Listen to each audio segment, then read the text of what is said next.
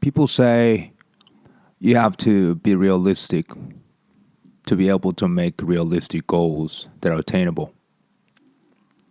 Maybe that's true. Maybe it's not.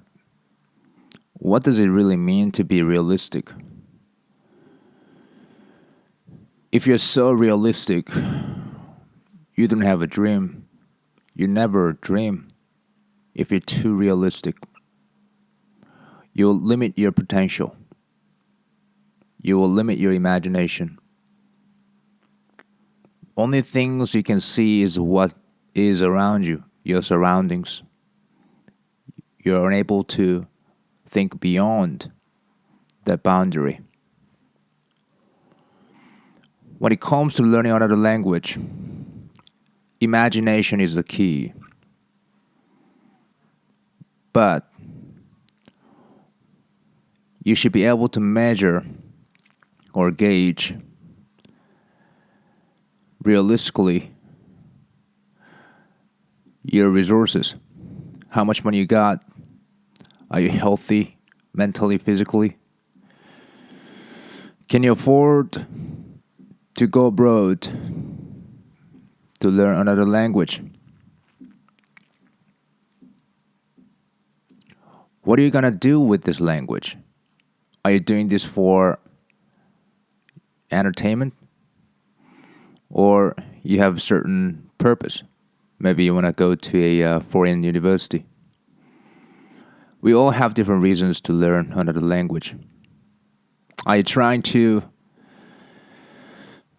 assimilate yourself into the culture of the country you just moved to, you immigrated to?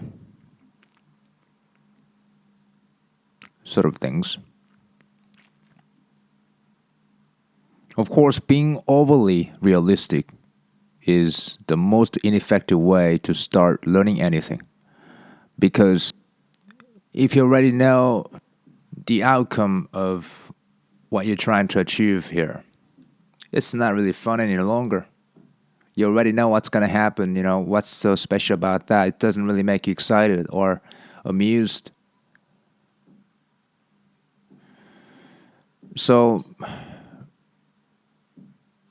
I think to some degree it's important to romanticize what can be possible.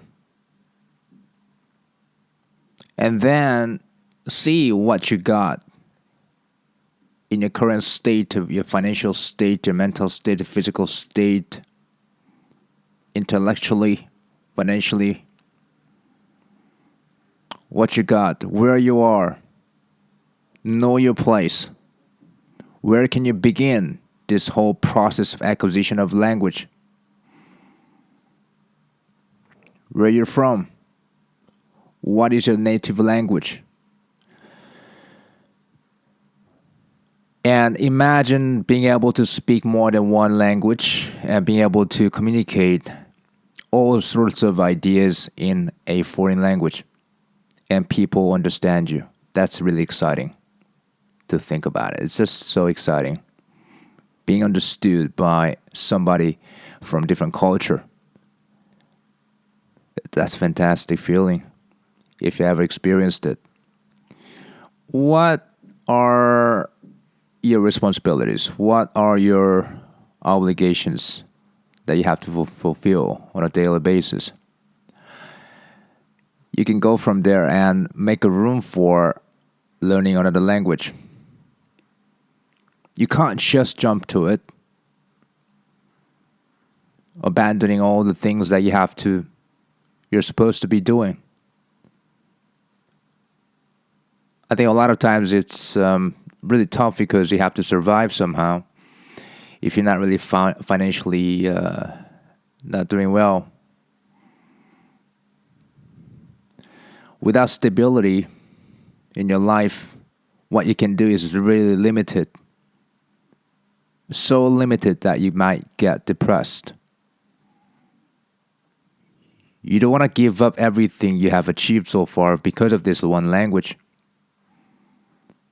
You have to keep up at what you have fulfilled and achieved, accomplished. Being able to speak another language is additional benefit. Or it could be your hobby, whatever you call it. Whatever reason you have, it's helpful to understand the world. I guess, I don't like the word to teach, but I guess I can give you a bit of suggestions when it comes to learning another language, especially in the beginning stage. Everything starts with thinking about possibilities. If you don't think it is possible to learn another language, you won't start. Your body won't move, won't even budge. So for many adults, the idea of learning something new begins with fantasies. For instance, a vision of being able to travel the world because of the language you're able to speak and communicate ideas. If the vision is strong enough and lasting, it will be the driving force throughout the journey. This fantastical vision might not cut us a clear path to follow, but it will provide us with directions so that you will not fall off track. So find your own fantastical vision because we all have different fantasies. Find your own reason. Another difficulty that most adults face is daily temptations. It could be drugs, sex, anything. Most of which are very addictive. You might have drinking problems. Maybe you don't work out, you don't really take care of your body, you don't really try to stay fit. You're not doing anything for yourself, but then you're trying to learn another language, which is a big challenge. That doesn't make any sense to me if you say so. If you can't really take care of yourself for simple things like health, I don't think you can actually learn another language safely. Because it's not easy. So look around you and examine your surroundings, distractions, what is distracting you, what is tempting you in your daily life, and adjust those elements of your life.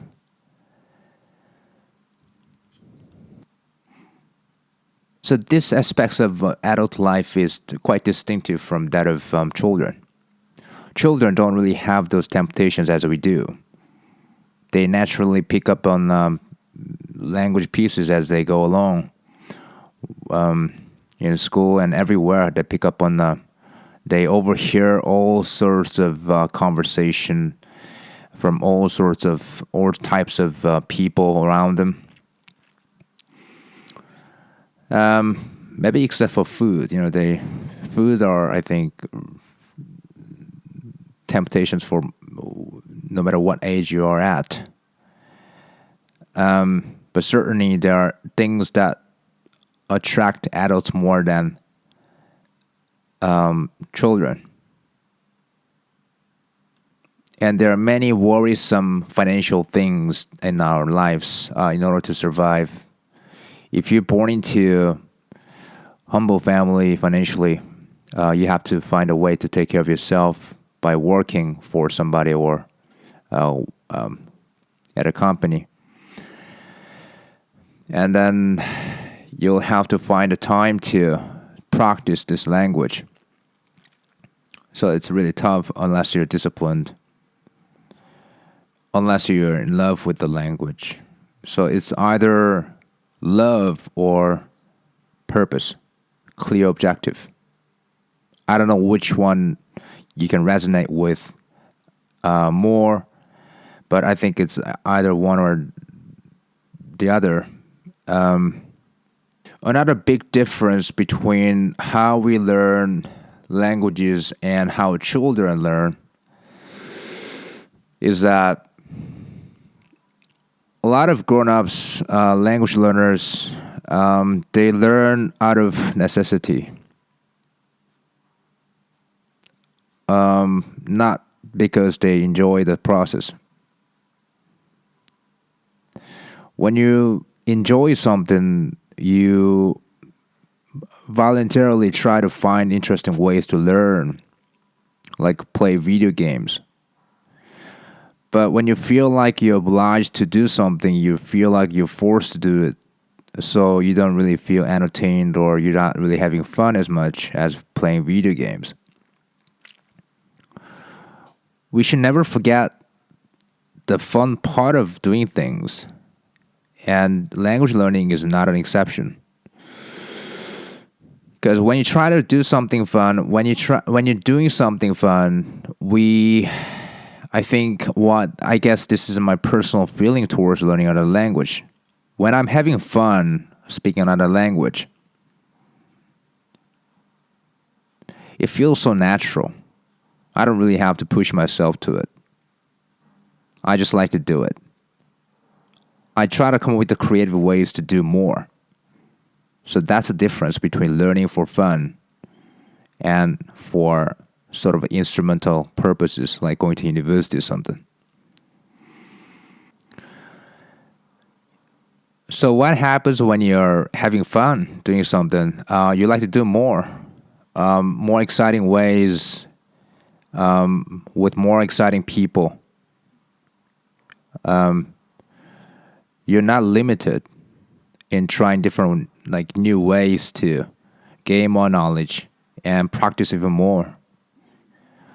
You're feeling happy because you see yourself progressing towards something that is unpredictable. So this unpredictability gives you such excitement. Maybe you're not so keen on unpredictable things. Um, Maybe you don't really enjoy being so uncertain about things happening in your life. You want absolute certainty. Then I don't really know like what to say to you. If you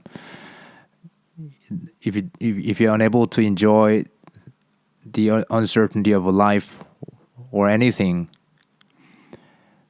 chances are what you can learn out of that, whatever it is you're trying to learn, is so limited. Because there are things in life that you cannot control, uncertain, unpredictable. And there are things that you can be sure of. The things that are certain are boring, in my opinion. We only get excited when there's possibility and hope. If we knew everything already, then you wouldn't even try. So now, let's say you're comfortable. You're comfortable being uncertain about your life, the outcome of your effort, what you're trying to achieve here. So once you have that ability, you're able to imagine beyond what is possible, what seems to be possible. It's time to take action. So this is where you should be realistic somehow, because you obviously you can't really support yourself financially if you don't have enough money. You can't really put yourself through language school or formal education, whatever, to learn the language. You cannot travel without money. So you should be realistic in this aspect of learning another language. So is there any ways to learn the language without spending money? Well, there is. Go online, there are a ton of materials. I'm not going to get into that because we already know there are tons of materials out there. If you have time and commitment, then you can actually learn quite easily. I guess that's one of the reasons why I'm doing this podcast, and to emphasize the fact that it's mostly our the motivation that determines the outcome of our trying to learn another language. So, guys, just keep it up, and I'll see you in the next episode.